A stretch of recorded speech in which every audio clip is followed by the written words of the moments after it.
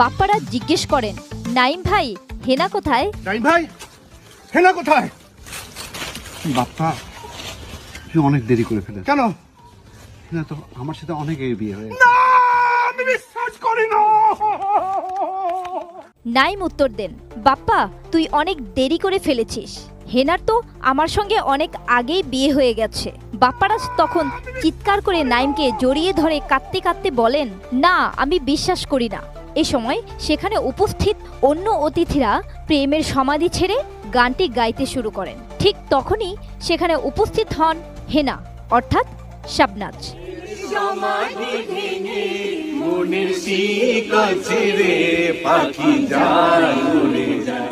এভাবে মজা করতে করতে তারা নাইম শাবনাজের বাড়িতে সময় কাটান, যে ভিডিওটি সকাল থেকে সোশ্যাল নেটওয়ার্কে ভাইরাল। হেনার বিয়ে হয়ে গেছে।